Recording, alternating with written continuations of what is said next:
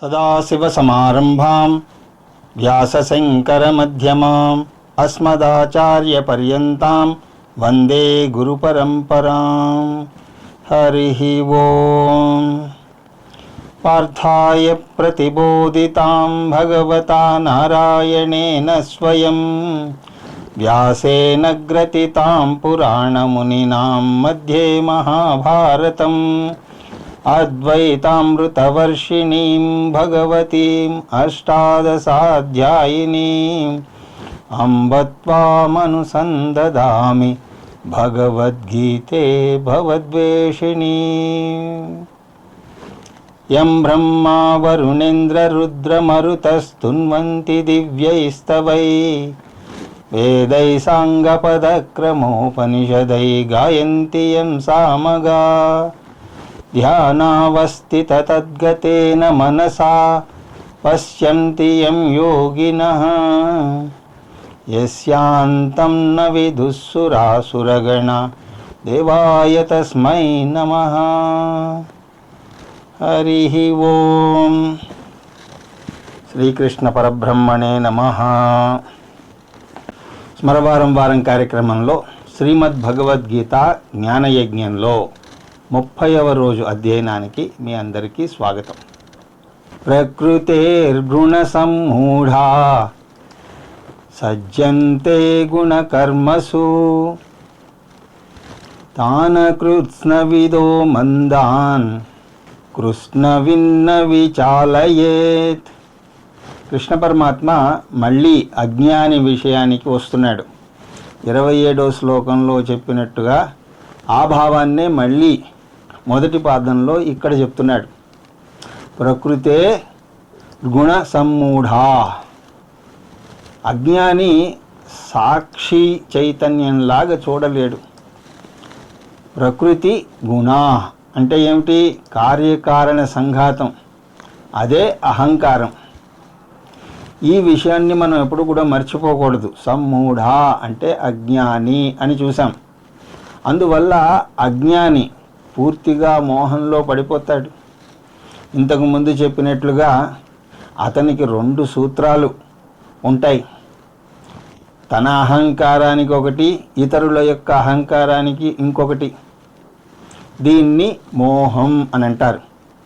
ఈ మోహం వల్ల ఏమవుతుంది అంటే గుణకర్మసు సజ్జంతే, వారు పూర్తిగా అహంకారంలో పడిపోతారు. అది చేసే కర్మలో మునిగిపోతారు. ఇక్కడ కూడా గుణ అంటే అహంకారం. వారు ఈ కర్మలో ఎంత లోతులో మునిగిపోతారు అంటే నేను కర్త భోక్త అహంకారాన్న, లేక ఇంతకు కంటే ఉన్నత స్థాయి నాకేమైనా ఉందా అని ప్రశ్నించుకునే తీరిక కూడా వాళ్ళకు ఉండదు.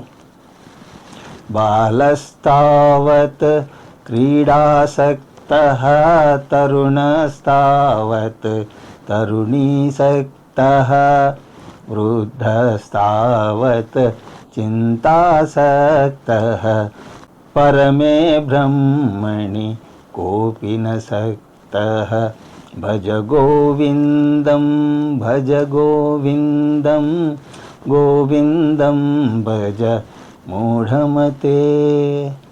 బాల్యంలో ఆటలు, యవ్వనంలో స్త్రీలోలత్వం, వృద్ధాప్యంలో చింతలతోటి జీవితం అంతా గడిచిపోతూ ఉంటుంది. ఇక గీత నేర్చుకునే సమయం ఎక్కడిది? అహంకారమే వారి మీద రాజ్యమేలుతోంది. అటువంటి వారిని జ్ఞాని ఏం చేయాలి? ఎందుకంటే వారిని అజ్ఞానం వల్ల అహంకారంలో కూరుకుపోయిన వారిని, అటువంటి వారిని కర్మలు వదిలేసి ఋషికేశుకో ఉత్తరకాశీకో వెళ్ళిపోమని సలహా ఇవ్వకూడదు అని అంటున్నాడు ఇక్కడ కృష్ణ పరమాత్మ. కర్మలు బంధిస్తాయి, కర్మఫలాలు సంసారంలో పడవేస్తాయి, నిజమే. కానీ అహంకారాన్ని పరిపక్వం చెయ్యటానికి కూడా ప్రాథమికంగా కర్మలు కావాలి. అందువల్ల ఏ కర్మ అయితే బంధాన్ని కలుగజేస్తోందో అదే కర్మ అహంకారం పండడానికి కూడా తోడ్పడుతుంది. అరటిపండు ఉదాహరణ మనం చూసాం. అది పచ్చిగా ఉన్నంతకాలం దాని తోలు మనం వలవలేం, కానీ అది పరిపక్వత చెందగానే తేలిగ్గా వలవగలుగుతాం. ఎందుకంటే అప్పుడు తోలుతో పని లేదు. తోలు వల్లనే అది పండయింది కాబట్టి దాన్ని తోలుతోనే తింటాను అని అనకూడదు. ఓ దేవా, అన్ని బంధాలు ఉంచు. కుటుంబం ఒక తోలు లాంటిది.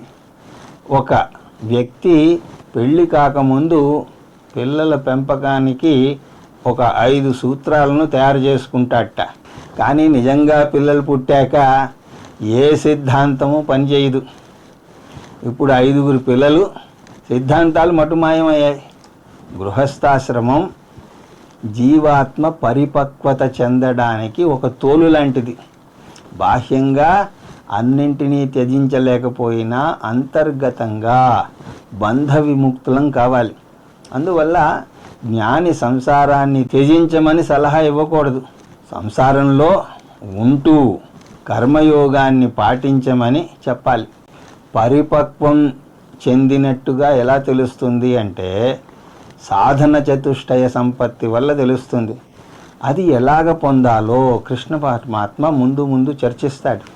తాన్ మందాన్ కృష్ణమిత్ న విచాలయేత్. జ్ఞాని అజ్ఞానిని అయోమయంలో పడేయకూడదు. కృష్ణవిత్ అంటే జ్ఞాని, కృష్ణం అంటే సంపూర్ణ జ్ఞానం.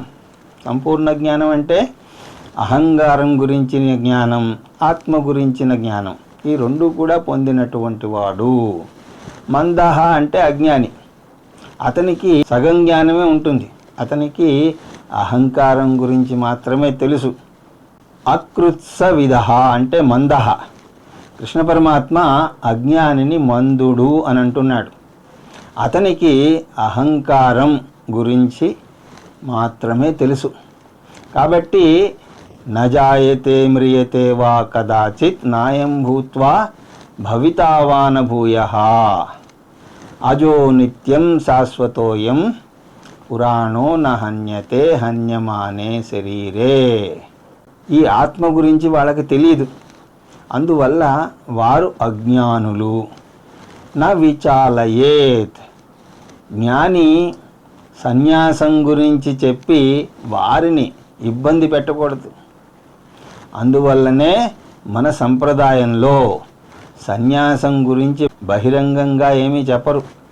పరిపక్వం చెందని వ్యక్తి సన్యాసాన్ని స్వీకరిస్తే అటువంటి వ్యక్తి సన్యాసానికి, శాస్త్రానికి, తనకు, సమాజానికి, అందరికీ కూడా ప్రమాదమే. అందువల్లనే ఆ వ్యక్తిని పూర్తిగా గమనించాకే సన్యాసం ఇప్పిస్తారు. ఈ విషయాన్ని దయానంద సరస్వతి చాలా అద్భుతంగా చెప్తూ ఉండేవారు. ఎవరైనా వచ్చి స్వామిని నేను సన్యాసం స్వీకరించాలా అని అడిగితే వెంటనే వద్దు అని టక్కుని చెప్పేసేవారట. ఎందుకంటే అతని ప్రశ్నలోనే అతనికి స్వీకరించే ఉద్దేశం లేదని అర్థమవుతుంది. అందువల్ల అజ్ఞానికి సన్యాసాన్ని ఎప్పుడూ కూడా బోధించకూడదు. అతని కర్తవ్యం నెరవేర్చేలాగా చెయ్యాలి. అతను పరిపక్వత చెందిన తర్వాత అతను బంధాలను వదులుకోవసరం లేదు. బంధాలే అతన్ని వదిలి వెళ్ళిపోతాయి. బెలూన్ మీద మక్కువ ఎలాగ సహజంగా మాయమైందో అలాగే బంధాలు కూడా వాటంతట అవే మాయమవుతాయి. పిల్లవాడిగా ఉన్నప్పుడు ఏ వస్తువుల కోసం మీరు తపన పడ్డారో వాటి మీద మోజు సహజంగానే పోతుంది. అది కూడా చాలా సహజంగా మీకు తెలియకుండానే పోతుంది. నాకు బెలూన్ మమకారం పోయింది అని మీరు గ్రహించరు, అలాగే వార్తాపత్రికల్లో ప్రకటించరు. అందువల్ల జ్ఞాని అజ్ఞానిని అయోమయంలో పడేయకూడదు అని అంటున్నాడు కృష్ణ పరమాత్మ. మయి సర్వాణి కర్మాణి సన్యాసాధ్యాత్మచేతసా నిరాసీ నిర్మమో భూత్వా యుజ్యస్వ విగతజ్వరః. ముందు శ్లోకంలో జ్ఞానికి కృష్ణ పరమాత్మ ఇచ్చే సలహా అయిపోయింది. అది 20 శ్లోకంలోని 2వ పాదంతో మొదలై 29వ శ్లోకంలో వరకు వచ్చింది. అంతకుముందు అజ్ఞానులకు సలహా ఇచ్చాడు.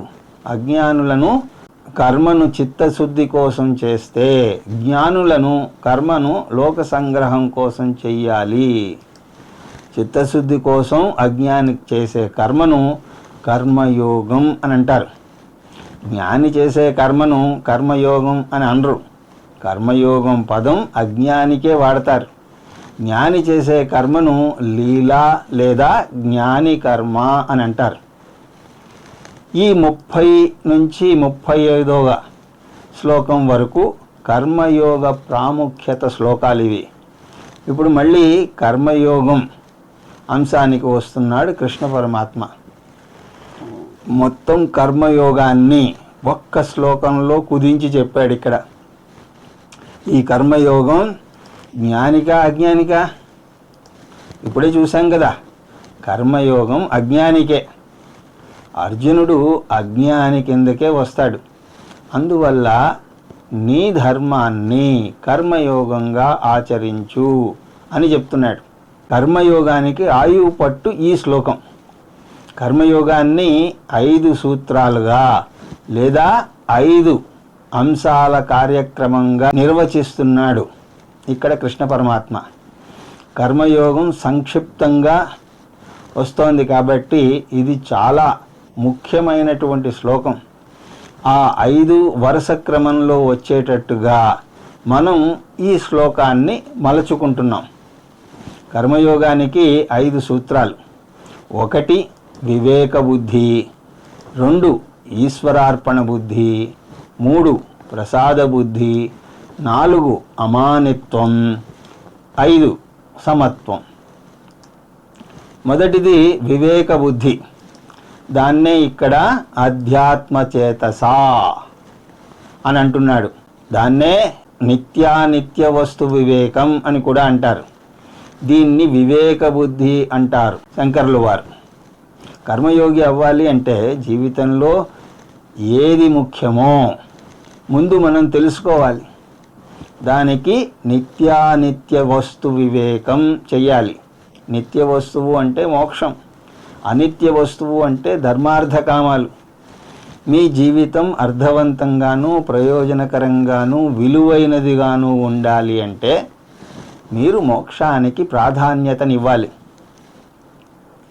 యహ ఆత్మానం విదిత్వా అస్మాత్ లోకాత్ ప్రైతి సహ బ్రాహ్మణ అని అంటుంది బృహదారణ్యకోపనిషత్తు. ఎవరైతే తన జీవితాన్ని ఆత్మజ్ఞానం కోసం వినియోగిస్తారో, ఎవరైతే ఆత్మజ్ఞానం పొందాక మరణిస్తారో అతనే బ్రాహ్మణుడు అని అంటారు. అంతేకాదు, అలా ఆత్మజ్ఞానం పొందకుండా మరణించిన వారిని కృపణుడు అని అంటారట. అందువల్ల మోక్షం ముఖ్య సాధనంగా మనకి ఉండాలి. ధర్మార్థ కామాలను వద్దనడం లేదు. అది బాగా మీరు గుర్తుపెట్టుకోవాలి. మనస్సు విశ్రాంతి పొందడానికి సరదాలు ఉండాలి. దాన్ని కామం అని అంటారు. అలాగే మంచి గురువు మీకు దొరకాలి అంటే పుణ్యం ఉండాలి. అందువల్ల ధర్మార్థ కామాలను వదులుకోకూడదు. కానీ అవే అంతిమ లక్ష్యాలు కాదు, మోక్షం పొందడానికి మార్గాలు అని అర్థం చేసుకోవాలి. ధనమేమి అంతిమ లక్ష్యం అనుకుంటే మీరు ఎన్నటికీ కూడా కర్మయోగి అవ్వలేరు. కర్మయోగికి ధనం మార్గం మాత్రమే, లక్ష్యం కాదు.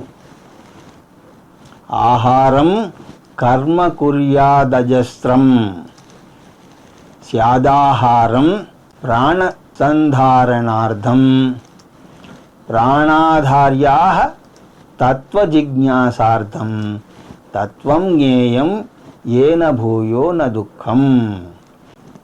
ఆహారార్థం కర్మ కుర్యాదజస్త్రం. ఆహారం కోసం పని చేసి తీరాలి. తిండి తినడం ఎందుకు అంటే స్యాదాహారం ప్రాణ సంధారణార్థం. తిండి తినడం జీవించి ఉండడం కోసం. ప్రాణాధార్య తత్వ జిజ్ఞాసార్థం, జీవించి ఉండడం ఆత్మజ్ఞానం పొందడం కోసం. ఆత్మజ్ఞానం పొందడం ఎందుకు? తత్వం జ్ఞేయం ఏన భూయో న దుఃఖం. ఆత్మజ్ఞానం పొందడం దుఃఖాన్ని పోగొట్టుకోవడం కోసం, అంటే మోక్షం పొందడం కోసం. ఆ విధంగా మొదటి సూత్రం వివేక బుద్ధి. ఇక రెండవ సూత్రం ఈశ్వరార్పణ బుద్ధి. ఈ శ్లోకంలో మయి సర్వాణి కర్మాణి సన్యస్త్యా, ఇక్కడ సన్యాస పదాన్ని జాగ్రత్తగా మనం అర్థం చేసుకోవాలి. మామూలుగా సన్యాసం అంటే పరిత్యజించడం, కానీ ఇక్కడ అర్పించడం. ఏమిటి అర్పించాలి? సర్వాణి కర్మాణి, చేసే కర్మలన్నింటినీ ఎవరికి అర్పించాలి? మయి, భగవంతుడు చెప్తున్నాడు, నాకు అని అంటున్నాడు. ఈశ్వరార్పణ బుద్ధితో మీరు చేసే కర్మలన్నీ కూడా నాకు అర్పించండి అని అంటున్నాడు కృష్ణ పరమాత్మ. యద్యత్ కర్మ కరోమి తత్తదఖిలం శంభో తవారాధనం. ఓ ఈశ్వరా, నేను ఏది చేసినా అది నీ ఆరాధనే. మన మతంలో భగవానుడు ఎక్కడో లేడు, సృష్టిలోని ప్రతి వస్తువులోనూ ఉన్నాడు. అందువల్ల కర్మయోగం చెయ్యాలి అని అంటే మీరు ఎక్కడికో వెళ్ళాల్సిన అవసరం లేదు.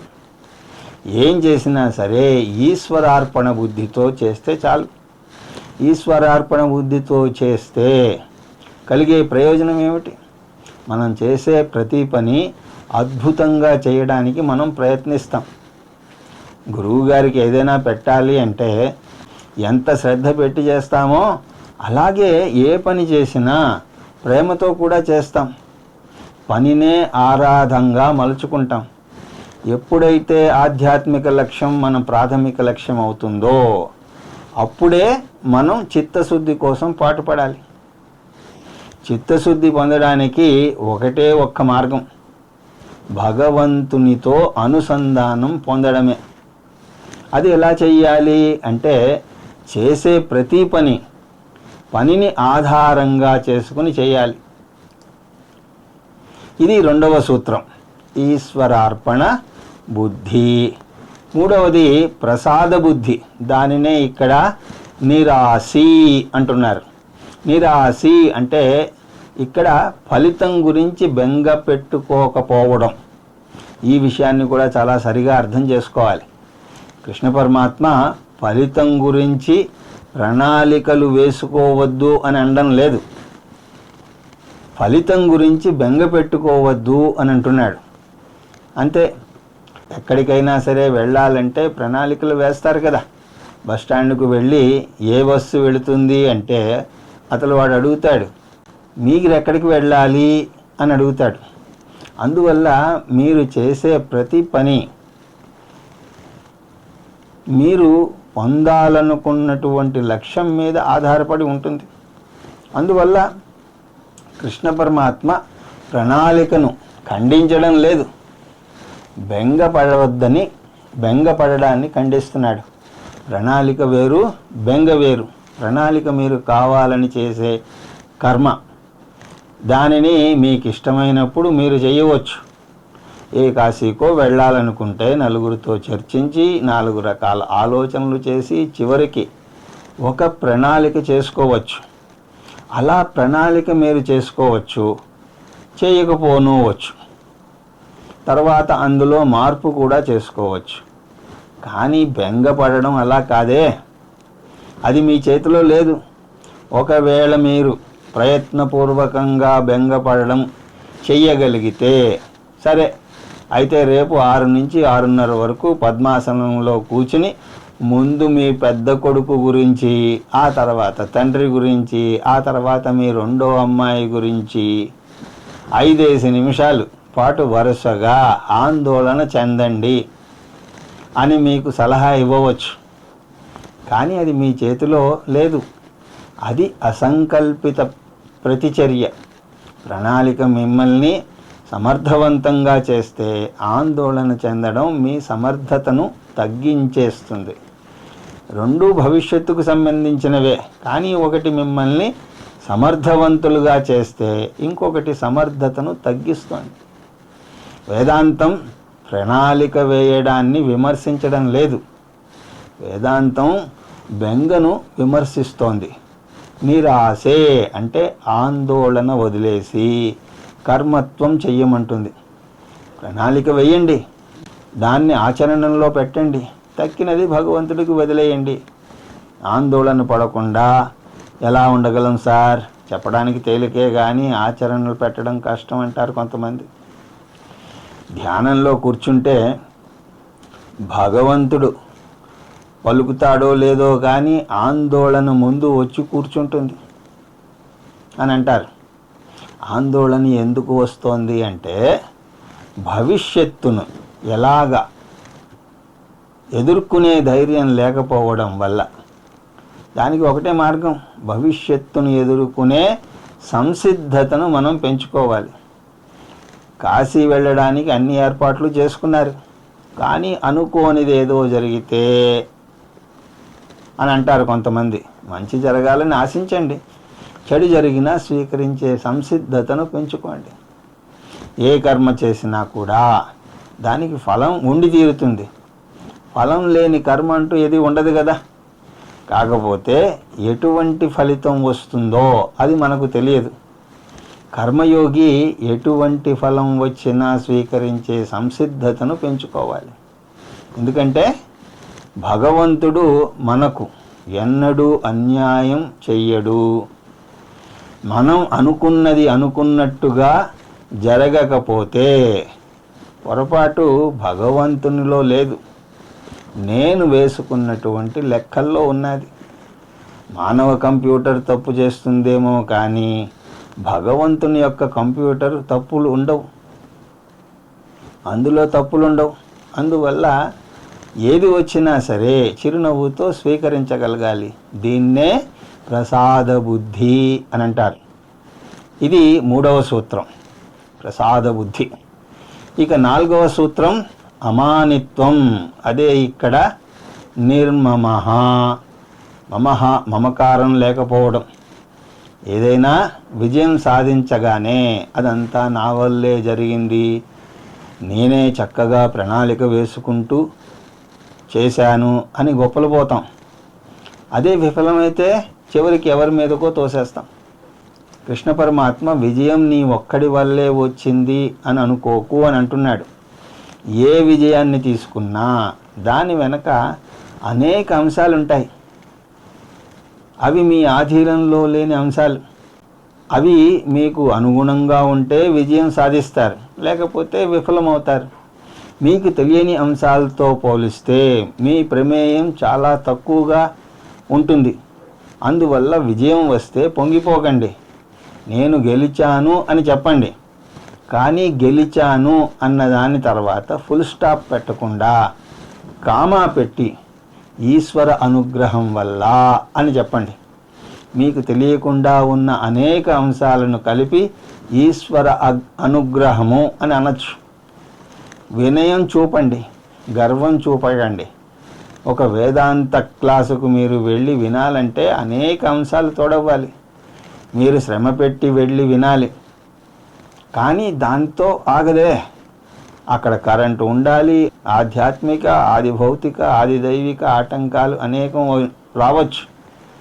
మీ ప్రయత్నం లేదంటం లేదు, పురుషార్థం ఉన్నది. కానీ దాని శాతం ఈశ్వర అనుగ్రహంతో పోలిస్తే చాలా తక్కువ. అందువల్ల వినయం లేదా మమత్వం అభావాన్ని చూపాలి. దీన్ని 13వ అధ్యాయంలో అమానిత్వం అని అంటాడు కృష్ణ పరమాత్మ. నేను కష్టపడి పనిచేశాను, అది ఈశ్వర కృప వల్ల సఫలమైంది అని చెప్పగలగాలి. అలాగా 4వ సూత్రం అమానిత్వం. ఇక 5వది సమత్వం. అదే విగత జ్వర. ఈ అంశం ముందు చెప్పినటువంటి 4 అంశాల సహజ పరిణామమే. మొదటి 4 పాటిస్తే 5వది దానంతటా అదే అలవడుతుంది. అయినా అది కూడా ముఖ్యం కాబట్టి కృష్ణ పరమాత్మ దానిని కూడా చెప్తున్నాడు. అది విగత జ్వరం. జ్వరం రెండు రకాలు. ఒకటి స్థూల శరీర జ్వరం లేదా కాయిక జ్వరం, ఇంకొకటి మానస జ్వరం. అది ఒత్తిడి వల్ల అలసట వల్ల వస్తుంది. మనం దేని గురించి అయినా తీవ్రంగా ఆలోచించినప్పుడు మెదడు వేడెక్కిపోయింది అని అంటూ ఉంటాం కదా. విగత జ్వరం అంటే సమత్వం. సమత్వం యోగముచ్యతే. మీరు కర్తాభోక్తలు కాబట్టి ఈ రెండింటిలోనూ మీకు సమత్వం దెబ్బతింటూ ఉంటుంది. మీకు ఇష్టం లేని ఉద్యోగం చేస్తే మనస్సు ప్రశాంతంగా ఉండదు.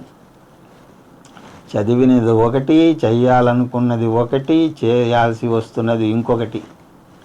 కుటుంబం కోసం ఇష్టం లేకపోయినా సరే ఆ పని చేయాల్సి వస్తుంది. కర్తగా అలా ఇష్టం లేని పని చేస్తే అనేక రోగాలు వస్తాయి. అందువల్ల చేస్తున్న పనిని ఇష్టపడేలా చేసుకోండి.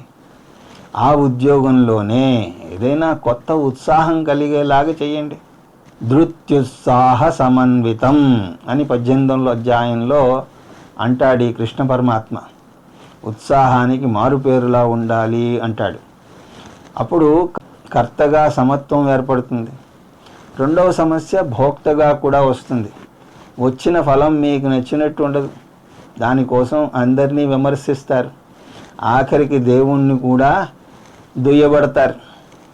అందువల్ల వచ్చిన దాన్ని ప్రసాద బుద్ధితో స్వీకరించాలి. భగవంతుడు అన్యాయం చెయ్యడు. మీకు ఎంత కష్టం కలిగినా అది న్యాయమే అని అనుకోవాలి. దానిని చిరునవ్వుతో స్వీకరించాలి. ఇలా అంటే కొంతమంది అది న్యాయమే, భగవంతుడు అన్యాయం చేయడని మాకు తెలుసండి, కానీ నేను భరించలేకపోతున్నానే అని అంటారు. దానికి పరిష్కారంగా ఆ భగవంతుణ్ణే శరణు వేడాలి. ఓ దేవా, నువ్వు చేసేది సబబే, కానీ దాన్ని స్వీకరించే గుండె ధైర్యం నాకు లేదు. దాన్ని నవ్వుతూ స్వీకరించే ధైర్యాన్ని నాకు ఇవ్వు అని అనాలి. దీన్ని విగత జ్వరం అని అంటారు. అర్జునుడికి కర్తగా సమస్య ఉంది. తన ఆత్మీయులను గురువులను సంహరించాలి. గురువును హత్వాహి మహానుభావాన్ శ్రేయో భోక్తుం వైశ్యమపీహ లోకే అంటూ 2వ అధ్యాయంలో చూసాం కదా. ఒకవేళ యుద్ధంలో జయించినా ఆనందంగా ఉండలేడు. ఎందుకంటే అతని ఆనందం అనేక మంది రక్తం చిందించడం వల్ల వస్తోంది. కానీ యుద్ధస్వ, కానీ అర్జునుడికి వేరే మార్గం లేదు. అతను యుద్ధం చేసి తీరాలి. విజయమో వీరస్వర్గమో పొంది తీరాలి. అందువలన సమత్వం పాటించి తీరాలి. ఇది 5వ సూత్రం, సమత్వం. ఈ 5 సూత్రాలు టూకీగా చెప్పాలి అంటే మొదటిది వివేక బుద్ధి, 2 ఈశ్వరార్పణ బుద్ధి, 3వది ప్రసాద బుద్ధి, 4వది అమానిత్వం, 5వది సమత్వం. వీటన్నింటినీ సంవత్సరానికి 1 చొప్పునైనా పాటించి తీరాల్సినటువంటి విషయం. అలాగా చేసి కర్మయోగాన్ని మనం చెయ్యాలి. ఆ తర్వాత ఏమే మతమిదం నిత్యం అనుతిష్టంతి మానవా శ్రద్ధవంతో నసూయంతో ముచ్యంతే తేపి కర్మభిః. ఇప్పుడు వచ్చే 2 శ్లోకాల్లోనూ కర్మయోగం పాటిస్తే కలిగే లాభం ఏమిటి, పాటించకపోతే కలిగే నష్టం ఏమిటో వివరిస్తున్నాడు ఇక్కడ కృష్ణ పరమాత్మ. ఈ శ్లోకంలో లాభం గురించి చెప్తున్నాడు. ఇదం మతం మానవా అనుతిష్టంతి. నా ఈ బోధను ఎవరైతే పాటిస్తారో, ఇదం మతం అంటే ఈ నా బోధను. ఏమిటా బోధ? కర్మయోగం. ఎప్పుడు పాటించాలి? నిత్యం, ఎల్లప్పుడూ. ఎలా పాటించాలి అంటే శ్రద్ధవంతః, ఈ బోధ మీద శ్రద్ధతో. ఇది జరిగి తీరుతుంది అనే నమ్మకంతో కర్మయోగాన్ని పాటిస్తే వచ్చే ఫలితాలు కంటకి కనపడేవేమీ కావు. మీ జుట్టు పెరుగుతోంది, మీ బరువు తగ్గుతోంది, ఇలాంటి ఫలితాలను మీరు చెప్పలేరు. అందులోనూ నిష్కామ కర్మ చేస్తే కలిగే ఫలం అదృష్ట ఫలం, అదే పుణ్యం. అది మీకు మీరే గమనించాలి. అనసూయ అంటే అసూయ లేకుండా ఉండడం. వేద పరిభాషలో అసూయ అంటే మానసికంగా విమర్శ చేయడం, ఎంతసేపు ఎదుట వారిలో తప్పులు పట్టడం. అంటే దీన్ని ఇంగ్లీష్లో చెప్పాలి అంటే ప్రూఫ్ రీడింగ్ మెంటాలిటీ అని అంటారు. అది ఉండకూడదు అంటారు. ప్రూఫ్ రీడింగ్ ఉద్యోగం తప్పులు పట్టడమే, దానికోసమే వాళ్ళకి జీతాలు ఇస్తారు. కానీ నిజ జీవితంలో అది చేయకూడదు. మీ అబ్బాయి ప్రోగ్రెస్ రిపోర్ట్ తెచ్చాడు, మ్యాథ్స్లో 100కి 100, ఇంగ్లీష్లో 98, సైన్స్లో 95, సోషల్లో 68. మీరేం చేస్తారు? అద్భుతం, మ్యాథ్స్లో 100కి 100 వచ్చాయి అనరు. సోషల్లో ఎందుకు తగ్గిందిరా అని తిట్టిపోస్తారు. ఆ పిల్లవాడు మానసికంగా కృంగిపోకపోతే నిజంగా అతని మీద దైవకృప ఉన్నట్టు అర్థం. మీ వాదనేమో నేను ఎలా మెచ్చుకుంటూ పోతే వాడికి గర్వం వచ్చి చదవడం మానేస్తాడు అని అంటారు మీరు. కానీ తిడితే కృంగిపోయే ప్రమాదం కూడా ఉన్నది కదా. అందువల్ల విమర్శించకూడదు, శాస్త్రాన్ని ఎప్పుడూ కూడా తప్పు పట్టకూడదు అని అంటున్నాడు కృష్ణ పరమాత్మ. శాస్త్రాన్ని తప్పు పడితే శాస్త్రమేమీ నష్టపోదు, ఋషులేమీ నష్టపోరు, భగవంతుడు కూడా ఏమీ నష్టపోడు. భగవంతుడికి మీ సర్టిఫికెట్ ఏమీ అవసరం లేదు. అందువల్ల నష్టపోయేది మనమే. కాబట్టి అసూయ అన్నది ఉండకూడదు.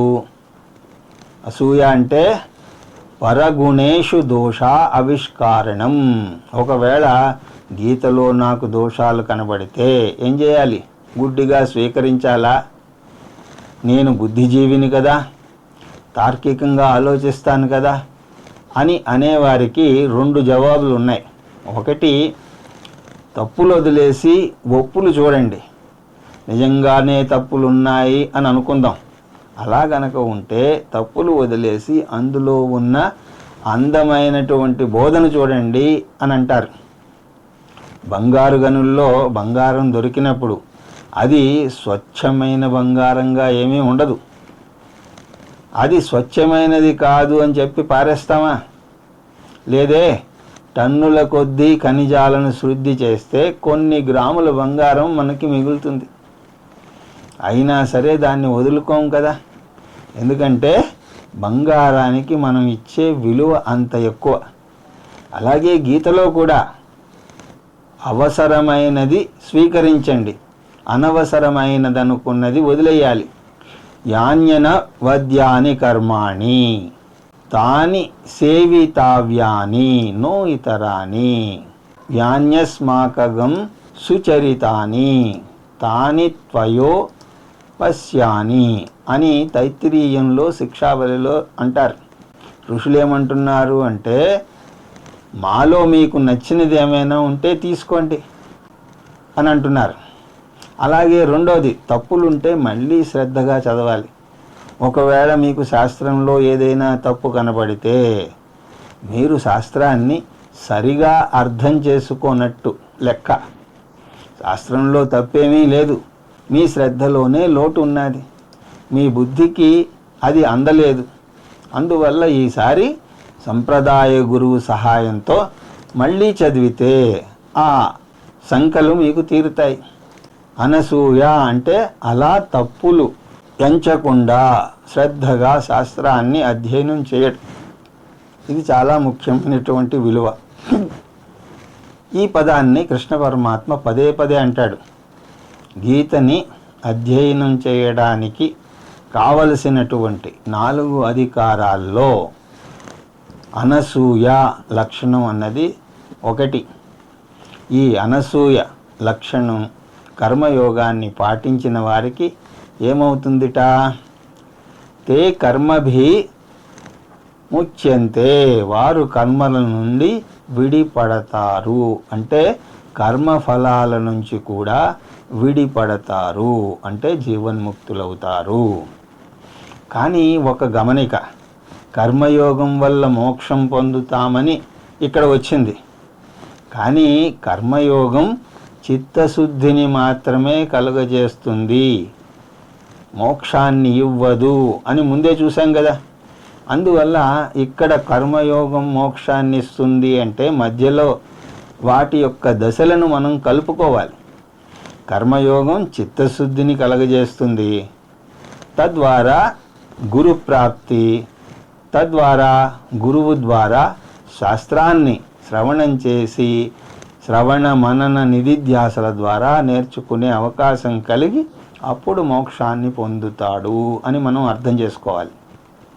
ఏతే తదభ్యసూయంతో నానుతిష్టంతి మే మతం సర్వజ్ఞాన విమూఢానాన్ విద్ధి నష్టానుచేతసాః. కృష్ణ పరమాత్మ నా బోధను పాటించే వారి గురించి అంతకుముందు శ్లోకంలో చెప్పి ఇప్పుడు పాటించని వారి గురించి చెప్తున్నాడు. ఏదైనా మంచి విషయం పాటించడం చాలా కష్టం, పాటించకపోవడం తేలిక. మన ఇష్టం వచ్చినట్టు జీవిస్తే దాన్ని ప్రాకృత జీవనం అని అంటారు. శాస్త్రం విధించినటువంటి జీవన విధానంలో జీవిస్తే దాన్ని సంస్కృత జీవనము అని అంటారు. కర్మయోగం ప్రకారం జీవిస్తే అది సంస్కృత జీవనం. అది ఏటికి ఎదురీత లాంటిది. కొండపైకి ఎక్కడం కష్టం, కానీ దిగడం తేలికే. ఏమే మతం నా అనుతిష్టంతి, ఎవరైతే నా ఈ బోధను పాటించరో. ఎందుకు పాటించరు స్వామి? అభ్యనుసూయంతః, గీత బోధలో తప్పులు పట్టడం వల్ల. వారు ఇదేదో ద్వాపర యుగానికి చెందిందండి, కలియుగానికి కాదు అని అంటూ ఉంటారు. సర్వజ్ఞాన విమూఢానాన్, అటువంటి విమూఢులు. ఏ విషయంలో విమూఢులు అంటే సర్వజ్ఞానంలో.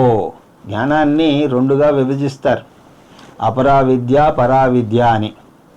ధర్మాధర్మాల గురించి చెప్పే జ్ఞానాన్ని అపరావిద్య అని, ఆత్మానాత్మల గురించి చెప్పే జ్ఞానాన్ని పరావిద్య అని అంటారు. అపరావిద్యను వేద పూర్వభాగం, పరావిద్యను వేద అంతభాగం బోధిస్తాయి. వీరికి పరావిద్య తెలియదు, అపరావిద్య కూడా తెలియదు.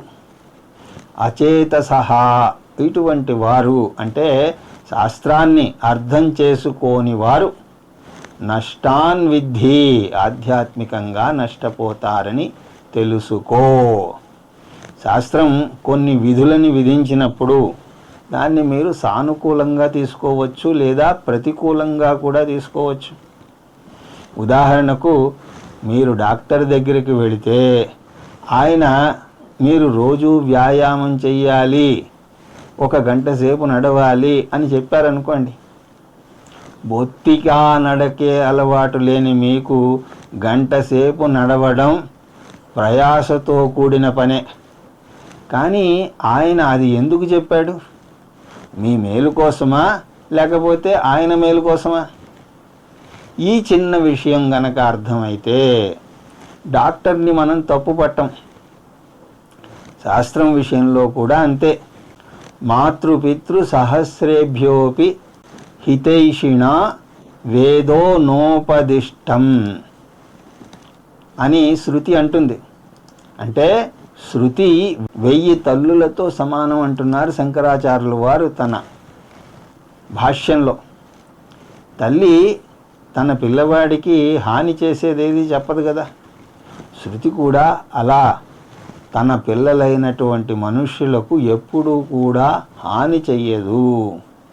ఆ విషయం గ్రహించక నా స్వాతంత్రం పోతోంది, నా ఇష్టం వచ్చినట్టు నేను ప్రవర్తిస్తాను అని ప్రతికూలకంగా మాట్లాడేవారు ఆధ్యాత్మికంగా నష్టపోతూ ఉంటారు. ఉన్నదొక్కటే జీవితం అండి, దాన్ని వ్యర్థపరచుకోకూడదు. అయితే కొంతమంది అంటుంటారు, ఈ జన్మలో అవదండి, వచ్చే జన్మలో చూద్దాం అని అంటారు. మళ్ళీ మనుష్య జన్మ వస్తుందో రాదో అది తెలియదు. అందువల్ల జీవితాన్ని వృధాపరుచుకోకూడదు అని తెలియజేసి తన బోధను కొనసాగిస్తున్నాడు కృష్ణ పరమాత్మ. దానిని వచ్చే తరగతిలో దర్శించదముగాక. హరి ఓం తత్సత్.